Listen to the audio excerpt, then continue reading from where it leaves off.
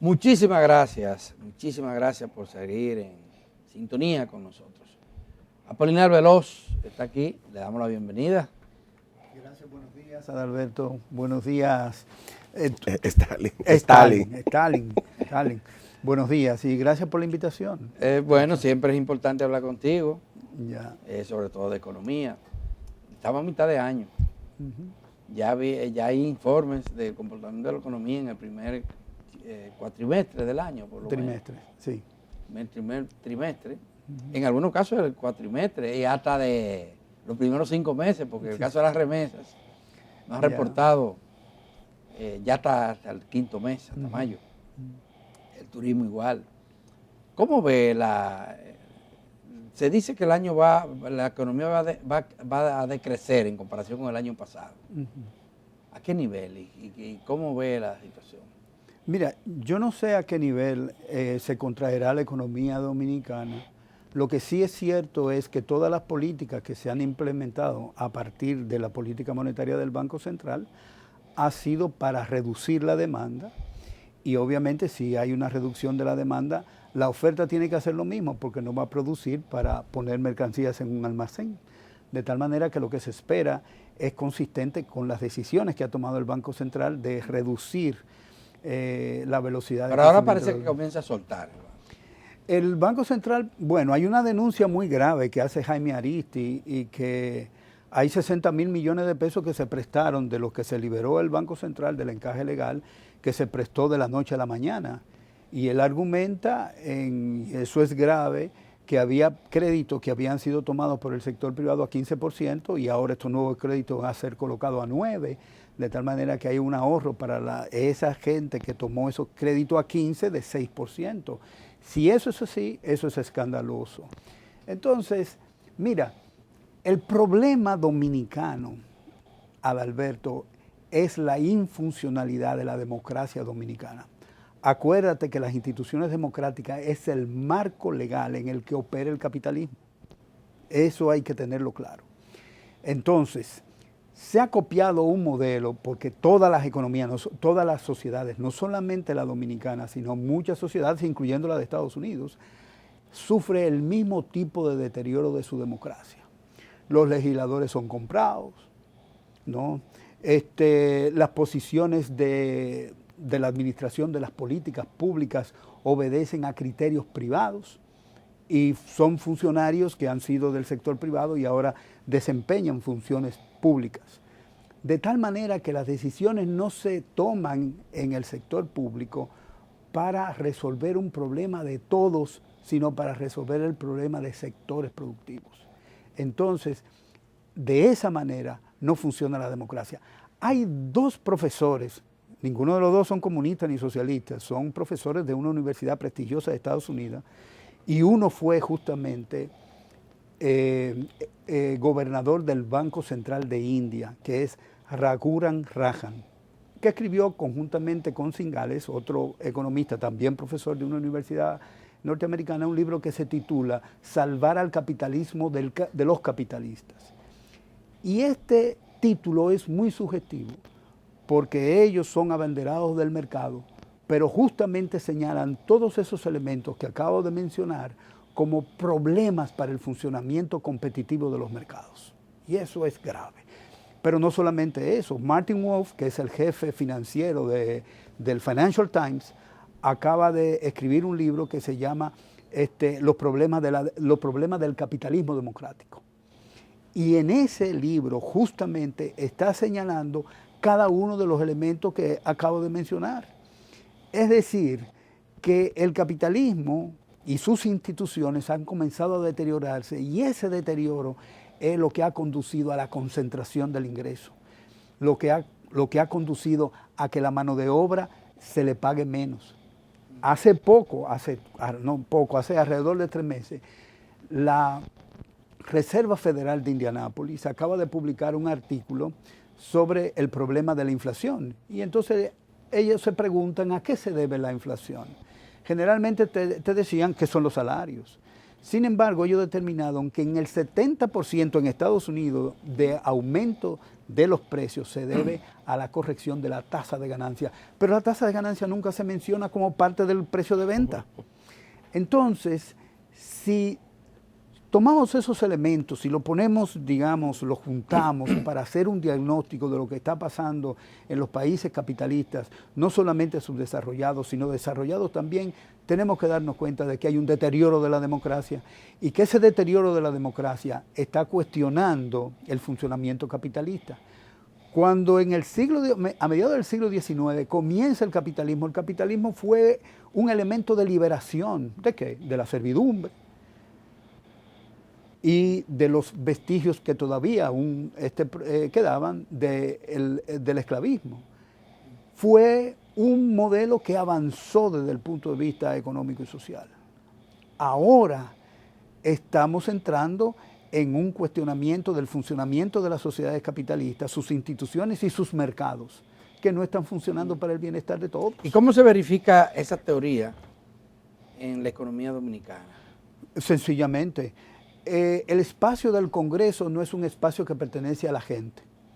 Es un espacio que pertenece a los riferos, a los traficantes, a los políticos, a eso que pertenece. Y las decisiones que ahí se toman son decisiones que son pagadas de una u otra forma. Entonces, ese espacio democrático se perdió, ¿no? El otro espacio que es importante es el espacio de la justicia, que afortunadamente hay una luz que espero que no se apague, sino que se reavive y que continúe haciendo lo que está haciendo para hacer que la justicia predomine en una sociedad democrática. Sin justicia no hay democracia. Tan sencillamente como eso, no hay democracia. Y por ejemplo, la fiscal que tú mencionabas ahorita, que andaba sin placa, andaba en violación de la ley. Tan sencillo. El método que usó la policía estuvo mal, sí estuvo mal, pero ella andaba sin placa. No importa que sea el presidente, el vicepresidente, los ministros, no. Aquí hay una regla y de circulación y lo establece una ley, usted tiene que andar con placa. Tan sencillamente como eso. Aquí los motoristas son los únicos autorizados oficialmente a violar la luz roja. Y los que manejan los automóviles, 5, 6, 7, 10, qué sé yo cuánto, se pasan la luz roja después que cambia. Entonces, aquí no hay una... Y los autobuses de transporte público andan como de un carril a otro. Andan como quieran. Entonces, eso te dice que la ciudadanía no tiene la educación para cumplir las leyes. Y aquí mucha gente entiende que en ese ambiente se saca beneficio de no cumplir la ley. Entonces, ¿cómo se manifiesta eso? Pero sencillamente la lotería. O sea, hay un ministerio que el único propósito que tiene, aparentemente, porque no he visto otro, es que la calificadora de riesgo le pongan una B en la calificación de los bonos. No se preocupa por el déficit fiscal, no se preocupa por la deuda pública, la calcula mal para beneficiar justamente al gobierno. O sea, cuando el Fondo Monetario calcula que es 56, 57, el Ministerio de Hacienda publica que es 44% la deuda pública del Producto Interno Bruto. Entonces, como tú te das cuenta, hay un manejo inadecuado del funcionamiento, de las políticas públicas. Las políticas públicas no están para servir, para mejorar. Las políticas públicas están para, digamos, dar beneficio a un determinado grupo. Tan sencillamente como eso. ¿Y tú ves esperanza en que ese modelo o ese sistema, esa estructura que predomina en la República Dominicana y en otros países del mundo cambie? Bueno, no solamente va a cambiar, porque la población no puede seguir resistiendo falta de servicios, salud, educación es un desastre. Aquí acaba de publicar creo que la Dirección General no de información, sino de estadística, que hay innovación. Y lo que hace es una encuesta.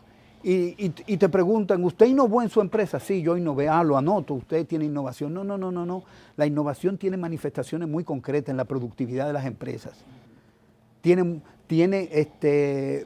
digamos, manifestaciones tan concretas con mejoramiento de procesos. Usted mejoró un proceso y ese proceso le permitió incrementar su productividad, o usted hizo una máquina que es diferente a la que usted estaba usando y esa máquina le incrementó la productividad del trabajador. A los trabajadores no se les paga por la productividad. La economía neoliberal... Pero hay quienes sostienen, con datos, que en el país se ha incrementado sustancialmente la productividad en las últimas décadas. Sí, pero no así la redistribución. Sí, el Fondo Monetario tiene, y lo cito cada vez que puedo, en el año del 2019 hizo un artículo 4 para la República Dominicana y en su página 6 publica una gráfica de la productividad laboral y el salario real. Y resulta que en el momento más álgido de esa diferencia, la diferencia es 75%. Entonces, ¿qué significa eso? No voy a hablar de Marx, porque de una vez dice, es comunista. No, miren, señores. Si lo que hace el empresario es digamos, contratarte por tu productividad marginal, es decir, por el valor del último bien que tú produces, entonces por eso te pones tu salario. Entonces, si el mercado está en equilibrio, tanto el salario real como esa productividad marginal deben ser iguales.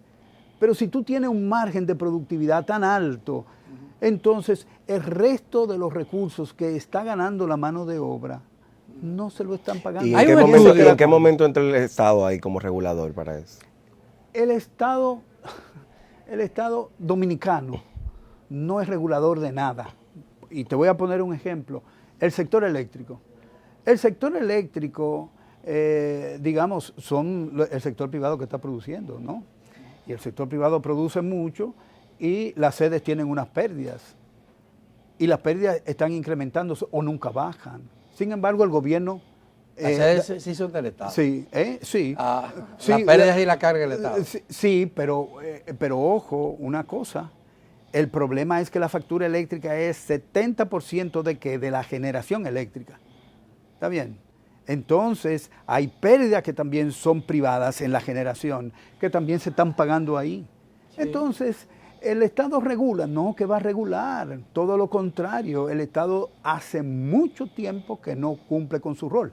Por ejemplo, otro elemento de regulación que está faltando es la regulación, la supervisión y la regulación del Banco Central y de la Superintendencia. ¿Y por qué, Apolinar, por qué en la República Dominicana uno no escucha o ve propuestas desde el punto de vista político de fortalecer el Estado, de devolver la función de rectoría del Estado y de regulación del Estado en la práctica? Porque ahora estamos viviendo el sueño de digamos, ya no es sueño, sino es la pesadilla del neoliberalismo.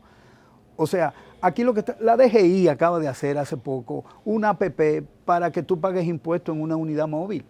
Es decir, tú vas a pagar a un intermediario para que cumpla con la responsabilidad de una institución. Y eso es darle beneficio al sector. Pero eso es lo que ha estado ocurriendo hace mucho tiempo. Justamente. En el agua. Sí, justamente, ¿no? El agua te la van a poner a costar ahora. Todo es intermediarios. ¿Y qué te dice eso? Los ayuntamientos también. Sí, eso te dice de la poca capacidad que tiene el liderazgo empresarial dominicano, que tiene que sencillamente coger servicios del gobierno para privatizarlo, para darle negocio al sector privado. Entonces el sector privado, ese supuestamente innovador, ese que siempre está pensando en la productividad, no logra integrar a sus funciones de producción esos elementos. Pero hay aquí en el sector privado, bueno, y en los partidos también, hay que decir, algún grupo que esté preocupado por la cada vez menos capacidad que tiene el Estado para intervenir en la política, en la economía, en la sociedad, hacia la búsqueda de justicia y además hacia la garantía de derechos, porque los ciudadanos tienen derechos. Por supuesto. Que se les son negados en la actual situación. Es que, Adalberto, es que el sector privado no entiende cómo debe manejarse con el sector público. El sector público normalmente diseña estrategias de crecimiento. Acuérdate, en Estados Unidos, que es un país neoliberal, la intervención más importante que ha habido en país desarrollado alguno ha sido en Estados Unidos, la intervención del Estado.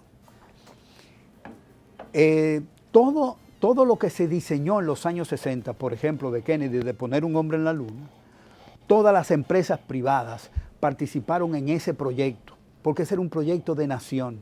Y era un proyecto de nación porque significaba la competencia con Rusia, que ya había puesto a poner un hombre alrededor de la Tierra, y eso era una ventaja evidente. Y todos los desarrollos tecnológicos que había hecho el Departamento de Estado lo colocó en manos privadas. Por eso hoy tú tienes un celular, y ese celular tiene internet, y ese celular tiene una pantalla táctil, y ese celular tiene un GPS, y ese celular tiene Siri. Todos esos fueron desarrollos que hizo el gobierno. El sector privado no puso un chele. Y sin embargo, lo puso al servicio del sector privado, dirigiendo la estrategia de poner una gente en la luna. Entonces, el sector público dominicano tiene una idea de para dónde va. No la tiene.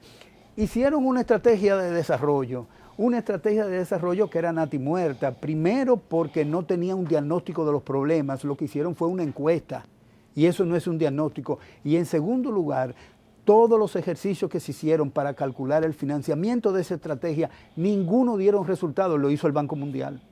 Y se dice en la estrategia que ninguno fueron suficientes. Entonces, esa estrategia no sirvió.